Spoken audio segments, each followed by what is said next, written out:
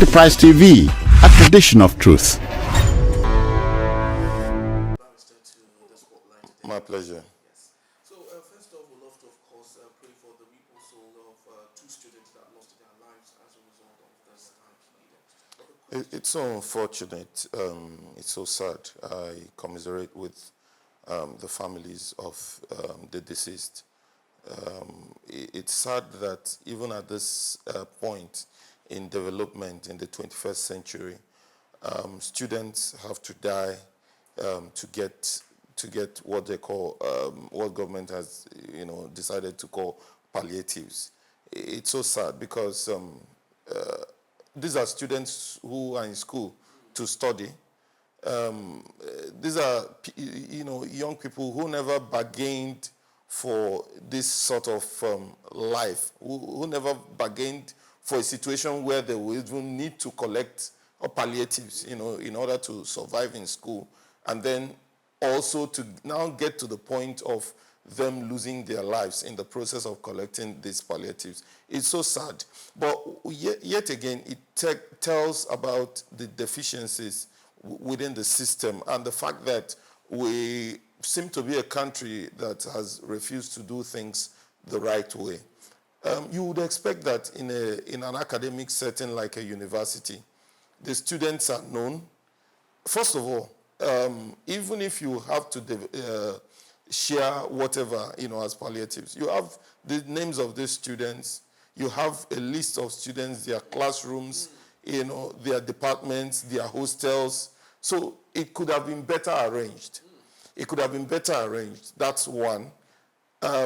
Then also, you also have technology, which you could also have used, in getting these things. But I suspect that the reason why they had to gather everybody is to have, videos, something to share, to show that, we shared something. If you arrange it and you give it to them individually, you take it to their hostels, or you take it to their, you call them one by one and give it to each person, or you give each person a tally, a tag, to come and collect yours. There won't be videos flying around of, the great thing you did, but they had to share these 5 or 10 kg bags and then gather everybody so that they will get videos, to share, for political reasons, I suspect. So it also shows that our leaders are not ready to think. They are more interested in what they show out there, as what is being done, than the real thing, being done. Because if you actually just wanted to quench hunger, there would have been a better way of arranging it, even if you say you are giving the palliatives. But let's even come to it. Should students who are studying in school, should it be what government sharing bags of rice? I mean, yes, people used, a number of students, had to cook, when we were in the university. Although when we got to law school, we saw that it was totally, something you can't do on campus, because you had a refectory, you have a canteen, where food is provided, and you either have a tally or you buy, so you had an organized system. That's what I expect from an academic institution. So whether the governor who was going to do this could have arranged that food in such a way that the students would come, you have canteens, restaurants, where the students can come in, with their tallies or tags, and then take food, so you can give them food stamps, sort of. So the food is cooked, because I do not expect that a student will cook this rice. And what are they cooking it with? Are they provided tomato? Are they provided other condiments? Are they provided meat? And they will have to cook this before going for lectures. And then when they come back there, that they are meant to read, they will also use that time to cook food or to warm the food. So all that. Where is the refrigerator to keep this thing, in good condition? Where is the microwave oven, to also keep it? So all that, I would have expected that a government would have thought about this and probably had an arrangement where they make this food, give them food stamps, and then students come there and then collect this food and eat it prepared. So it wouldn't. There was no reason for that gathering, bringing people to that single environment to collect food items. It was totally unnecessary, totally unexpected. It's not something you do, in campus environment. It's not done at all. All right. So Yes. let's take a look at this, especially with regards to palliatives. Since May 29th, 2023, the catchword palliative has become very popular. And the question is this. Do you think the present government is possibly replacing what Nigerians used to know as subsidy that cuts across board with palliative that only appeals to a section? Yes, of course, it's clearly what is happening. When the set subsidy is paid, maybe people will not, it's a different thing when you pay a few people, 15,000 or 10,000, then they can become your online warriors. You can utilize them for political reasons. If they are buying that, from the fuel stations and the same money, if they are buying it at the fuel stations, they may not, that link, it's a mindset thing. They may not, link it to you doing them a favor. So now you want to, for less number of the population, to do them what is seemingly a personal favor, which they will feel, they will feel an obligation, to return. So now you give some people a 5 kg bag of rice, which is actually nothing, which cannot last them just for a few days. Then you give them, and you expect, and they also expect that they are going to, return the favor. So it's more politics, less development. More politics, less improvement in the lives of people. That's what I see, because there's no business. I mean, what we now have is a country of palliatives, a country where, and you see, what tells you that this is what they are doing, just for political reasons, is that the fact that whenever they want to do this, they want to gather people. They want to, do, as many videos as possible and throw it out there to see, oh, we are doing this, oh, we are doing this. Something you could have done in a very sane environment. I mean, even if you're going to have a social policy, a social welfare policy, there are better ways to organize it in such a way that it will not create more inconvenience. It will not, be sectionalized, because you also see that most times, even when they decide to do these things, a lot of times it's also sectionalized. It's either people from, one political party or who are connected to the persons in government who are informed that this thing is, that we're going to share palliative on so day. So it's a whole lot, it's a whole mess. So it's a whole mess. Is it fair to say that the administration of Bola Ahmed Tinubu has failed in that regard?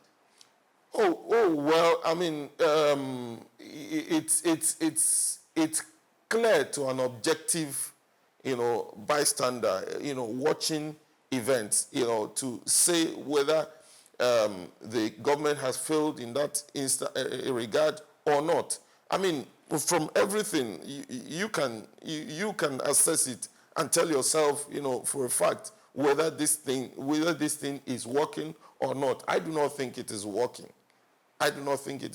This is not the way to run a country of palliatives, where it has been now utilized as a power play.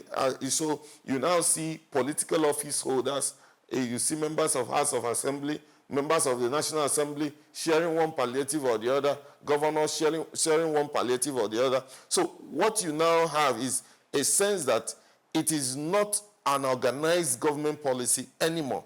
It's simply a situation where certain political actors use it to further their political nest. That's what it is. And it is not even getting to the real people it should get to.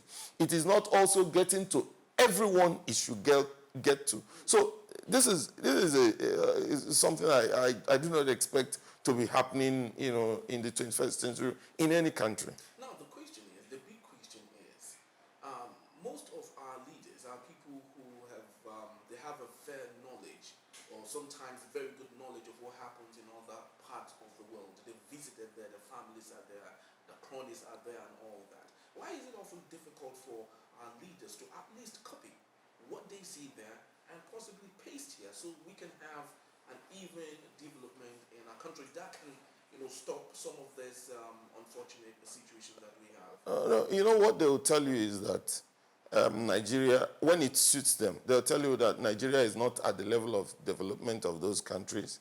So they are not expected to, have done as well as people in those places. But when it suits them also, they tell you that this is the way it is done. So they tell you that the president of America can take his daughter, on a trip. So the president of Nigeria can take his sons also on a trip. You see the thing. So they only copy what they think is in their private best interest.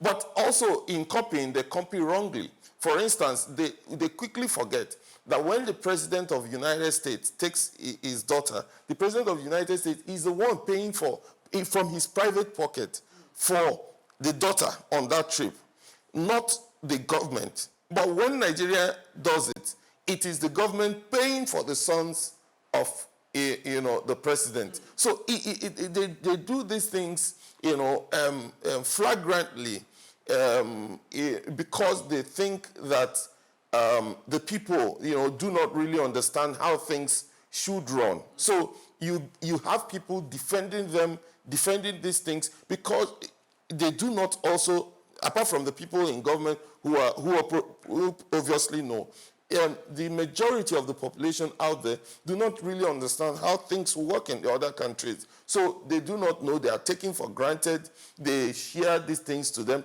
The people, when you tell the ordinary Nigerian who is going to collect these 5 kilograms of rice or 10 kilograms of rice, that look, this is not the way government should treat you. This is not the right way. He will tell you, let me even collect that one and eat for now. So he's not concerned about, the implication, the long-term implication, or the right way of doing things, or what is really his due from government. He's not concerned about this. The average Nigerian, because he's not very informed, is only interested in that bit that he can get. That's why you see people during elections collect that 2,000, that 5,000, because of this short-term thinking that, the one that he collects today is all he has, so he's okay with it. So that is the real problem. So the government, the people in government actually know how things are done in other countries, but they intentionally do not want things to be done here, in the same way, except when it furthers their own private interest, their own private nest. That's when they would, want to tell you that this is how it is done elsewhere, so this is how it should be done. For instance, they are going to quickly tell you that fuel is sold for so amount. They will convert the dollar value there quickly to naira and tell you that this is what it is sold in other countries. But when they want to pay salaries, they will not convert it to dollar rate and tell you that this is what people earn elsewhere. They quickly forget that this is not all they know, but they not that they forget. They deceive, the populace that, that this is what, they will not tell you that this is what people earn elsewhere, where they are buying fuel for this amount. No, they will not discuss that. But they will tell you that this is what fuel is sold for elsewhere. So these are the, things. Like there's one I hear and it's shocking that this comes from, they tell you that Nigerians don't pay taxes. Now, what they mean by Nigerians don't pay taxes is that it is not paid the way it is paid in the UK. But the truth is Nigerians pay a lot of taxes. For every transaction you do in the bank, they take tax. Part of it goes to the government. For everything you buy, you pay VAT of 7.5%. Then the government at the local government level has had people they have authorized now to go to the markets and collect money from these women, even if you have a store, placing things on just the ground. They have what they call the ground money or something. So at every level, there are different levels of multiple double taxation. Then if you go to companies, you see, several, even the corporate ones, the ones that, that are, formal, the ones that you say that are formal, either in the state revenue board or in the federal revenue service, you will see that there are levels of multiple and double taxation. But you find people telling you that Nigerians don't pay taxes. These are false. What they rate it, they now equate it with the way it is paid elsewhere, forgetting that by their own incompetence and by their own, abdication of their responsibility, they have allowed touts to collect some of this money, which should have actually gone to government as taxes. They have also imposed these taxes at multiple levels that they have lost touch or count of what they are even collecting. And then they will turn around to come to the television, to come to the radio, to tell Nigerians that you don't pay taxes. These are false.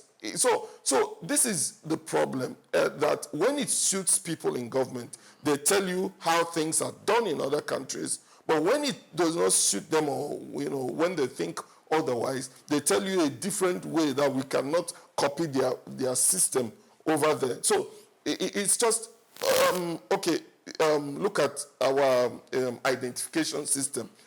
I mean, you have an identity system where you have to register for BVN several times. You have to register for NIN several times and then relink several times at different platforms. You are relinking for the bank. You're relinking for your lines to even be active, several times. It continues this way. Is it how it is done elsewhere in the world? It's not.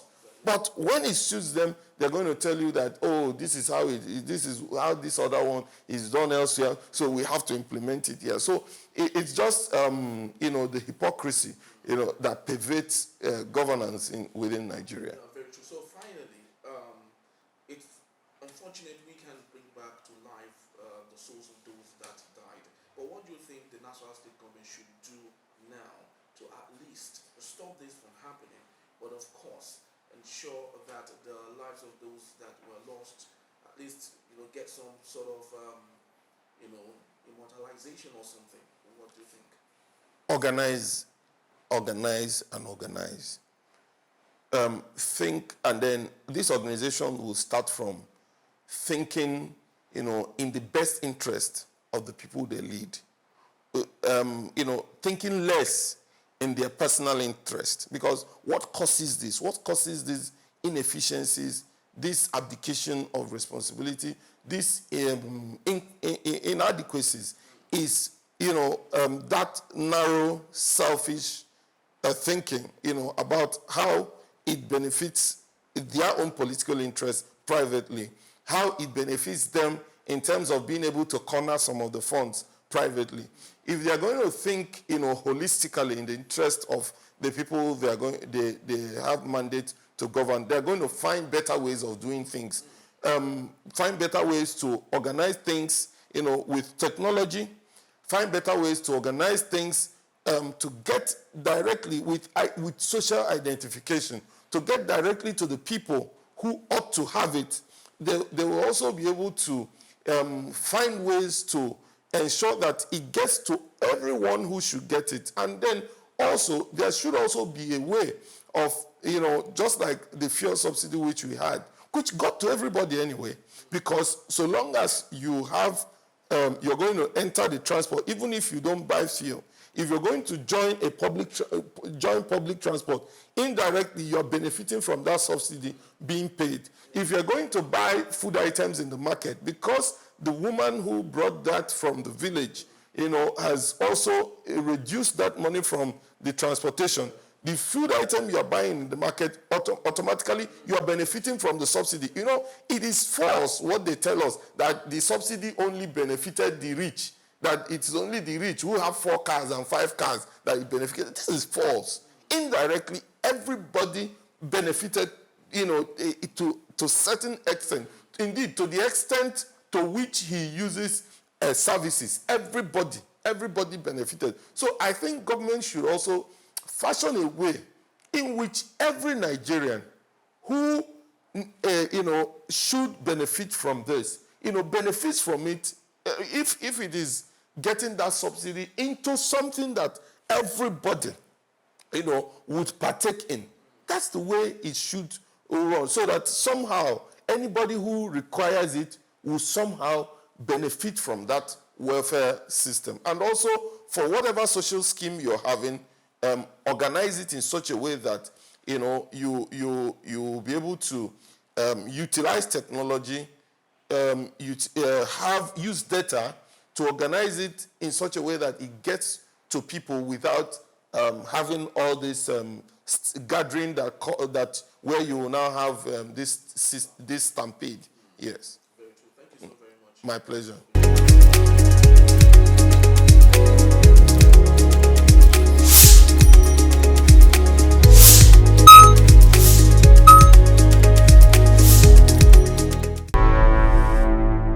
Enterprise TV, a tradition of truth.